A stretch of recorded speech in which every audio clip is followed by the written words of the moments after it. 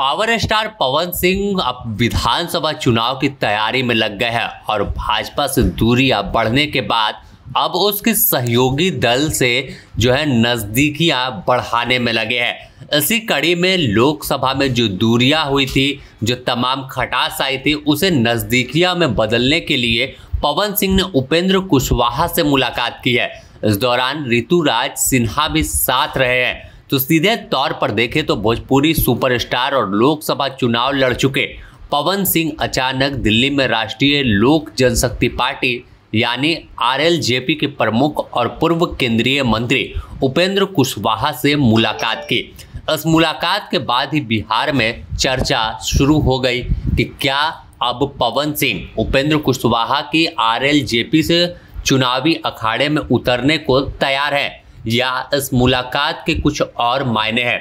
हालांकि देखें तो पवन सिंह पूर्व में इन्हें जो बीजेपी ने टिकट दिया था जब लोकसभा का चुनाव हो रहा था, लेकिन पवन सिंह ने उस सीट पर चुनाव लड़ने से इनकार करते हुए निर्दलीय ही जो है वो किस्मत आजमाई थी। हालांकि हार का सामना करना पड़ा, लेकिन जिस तरह से माहौल तैयार किया और जिस तरह से ताल ठोक दिया कि अब राजनीति में भी अपनी किस्मत आजमाएंगे और जैसे फिल्म इंडस्ट्रीज में जो भोजपुरी जगत है वहां पर अपनी छाप छोड़ चुके हैं, तो अब एक बदलाव के रास्ते पर बढ़ेंगे। तो इसी कड़ी में देखें तो यह मुलाकात अपने आप में बेहद बड़ी और अहम है।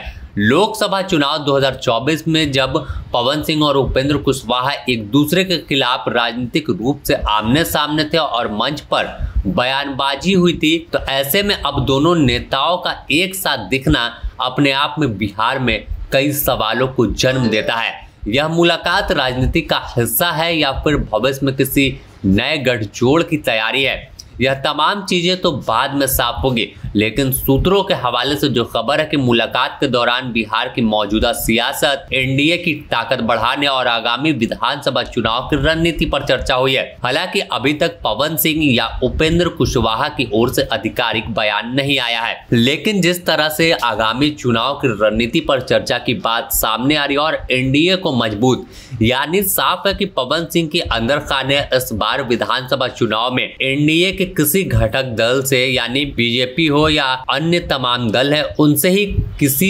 सीट पर चुनाव लड़ते हुए दिख सकते हैं या इनकी पत्नी चुनावी अखाड़े में उतरे।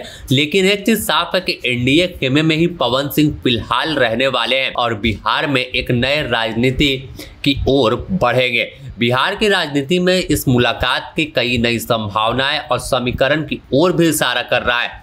राजनीतिक पर्यवेक्षकों का मानना है कि यह केवल औपचारिक भेंट नहीं है, बल्कि आने वाले समय में बड़े बदलाव की झलक भी हो सकती है। तो अब देखना होगा कि आखिर पवन सिंह क्या फिर से कमल या उसके किसी सहयोगी दल के साथ चुनावी अखाड़े में उतरते हैं या फिर कुछ और खिचड़ी पवन सिंह बना रहे हैं और चुनाव में कुछ अलग सा नज़ारा देखने को मिलेगा। तो द न्यूज़ पोस्ट आपको इससे जुड़ी तमाम अपडेट देगा कि बिहार चुनाव में कैसे तमाम पल पल जो राजनीतिक हलचल है वो हो रही है और कैसे पूरी तरह से मामला और राजनीतिक दल के लोग इधर से उधर जा रहे हैं। Bureau report, the news post, Bihar.